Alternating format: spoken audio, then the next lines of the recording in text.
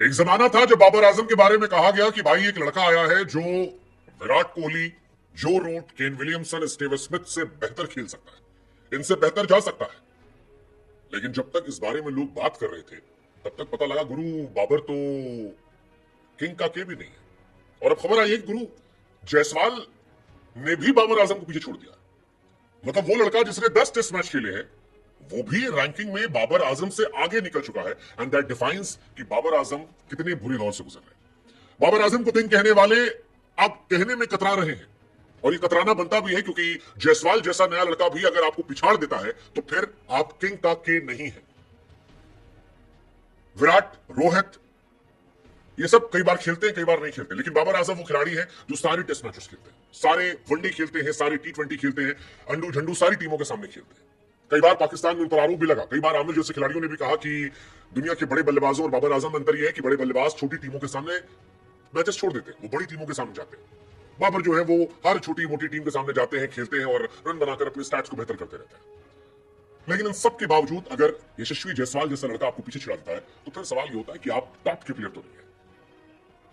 ये सारी कहानी इसलिए हो रही है क्योंकि आईसीसी की टेस्ट रैंकिंग आई है और टेस्ट रैंकिंग में इंडिया के कई खिलाड़ियों को जलवा दिखा है। रोहित शर्मा, विराट कोहली, जायसवाल, ये सब वहां पर जलवा जलाल किए। लेकिन जो बड़ी खबर बनी वो थी बाबर आजम के बहुत बड़े झटके को लेकर। बाबर आजम फिलहाल 9th रैंक पर पहुंच गए। मतलब आप विराट कोहली से तुलना छोड़ दीजिए, आप रोहित शर्मा से तुलना छोड़ दीजिए, आप तुलना कीजिए जायसवाल से, और जायसवाल भी इनसे आगे है। टीम इंडिया की तरफ से सबसे जबरदस्त जलवा जायसवाल से पहले रोहित शर्मा का है। रोहित 6 पर है। जायसवाल की बात की जाए तो वो चढ़कर 8 पर पहुंच गए हैं और बाबर जो है वो उनके बाद आ गए। यही सारा सवाल शुरू हो रहा है कि यार कहां कंपटीशन चल रहा था, Joe Root, Kane Williamson, Rohit Sharma, और कहां पर आप ढुलकते ढुलकते ढुलकते ढुलकते 9th पर आ गए, और वो भी तब जब आप अपने घर में बांग्लादेश के सामने और इधर उधर मैचेस खेल रहे हैं। आईसीसी की टेस्ट रैंकिंग में फिलहाल जो रूट जो है वो टॉप पर है। रूट की जड़ें बड़ी मजबूत है। बीते कुछ सालों में फैफ 4 में सबसे ज्यादा अगर किसी क्रिकेटर ने अपने आप को इंप्रूव किया है तो वो जो रूट है, इसलिए वो टॉप पर है। जो रूट के बाद जो खिलाड़ी सबसे ज्यादा अपडेटेड है वो नाम है केन विलियमसन, तो वो दूसरे पर आ गए। न्यूजीलैंड के ही डैरल मिशेल 3 पर है। हैरी ब्रूक इंग्लैंड से अपनी छलांग ऊपर लगा रहे हैं, वो फिलहाल 4th पर आ गए। स्टीव स्मिथ जो है उन्होंने 5वीं पोजीशन बना रखी है। रोहित शर्मा 6ठे पर आ गए। 7 पर जायसवाल है, 8 पर विराट है। अब सवाल यह है कि यार कहां विराट कोहली से कंपटीशन था, कहां रोहित शर्मा से कंपटीशन था, जो रूट से कंपटीशन था, केन विलियमसन से कंपटीशन था, स्टीव स्मिथ से कंपटीशन था। लेकिन इन सबको हटा दे तो बाबर आजम, हैरी ब्रूक और जायसवाल जैसे खिलाड़ियों के सामने भी एग्जिस्ट नहीं करते। इसकी वजह भी है, पिछली 14 पारी में बाबर आजम ने एक भी अर्धशतक नहीं लगाया, चाहे वो ऑस्ट्रेलिया के सामने मैचेस हो या फिर बांग्लादेश के सामने मैच हो। हाँ, पाकिस्तान के लिए कोई खुशखबरी आई है तो वो खुशखबरी है रिजवान के तौर पर, क्योंकि आज तक की हिस्ट्री में पाकिस्तान का कभी कोई विकेटकीपर टॉप 10 में नहीं था। पाकिस्तान ने तमाम विकेटकीपर दिए लेकिन कभी कोई विकेटकीपर बल्लेबाज टॉप 10 में नहीं पहुंचा। रिजवान पाकिस्तान के इतिहास के वो पहले विकेटकीपर हैं जो आईसीसी की टेस्ट रैंकिंग में टॉप 10 में पहुंच गए हैं। ये उनके साथ एक एडवांटेज हुआ है। जायसवाल खुश होंगे, 7th पर है, 740 रेटिंग है। विराट कोहली जो है वो 8 पर है, 737 रेटिंग है। हालांकि विराट काफी ब्रेक लेकर रह चुके हैं। विराट और जायसवाल और रोहित जब बाकी मैचेस खेलेंगे तो शायद और ऊपर जा सकते हैं। लेकिन सबसे ज्यादा डिसअपॉइंटिंग बाबर आजम को लेकर, बाबर आजम को लेकर किंग किंग किंग लोग कह रहे थे, और किंग का के जो है वो भी बाबर की परफॉर्मेंस में नहीं आता, कहीं पर भी नहीं आता। गेंदबाजों में अगर बात की जाए तो T20 की लेटेस्ट रैंकिंग में उसमें एंड्रिक सबसे ज्यादा नुकसान पाया है, 4 रैंक नीचे आकर 6 आप गए। शाहीन शाफरीदी को बड़ा नुकसान हुआ है, उनको भी तगड़ा नुकसान हुआ है, वो भी काफी नीचे गए हैं।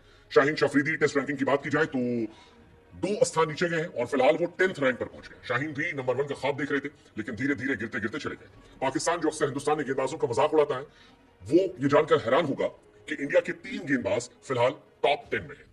इनफैक्ट नंबर 1 बॉलर जो वर्ल्ड के है टेस्ट क्रिकेट में वो भी इंडिया से, रविचंद्रन अश्विन। बुमराह और हेजलवुड ये दोनों नंबर 2 पर है और रविंद्र जडेजा 7th रैंक पर है। यानी चाहे बल्लेबाजी की बात की जाए या गेंदबाजी की बात की जाए, दोनों जगह पर इंडिया का डोमिनेंस जो है वो पाकिस्तान के मुकाबले कहीं ज्यादा है। भारत के बल्लेबाज पाकिस्तान से बेहतर सिचुएशन में है, भारत के गेंदबाज पाकिस्तान से बेहतर सिचुएशन में है।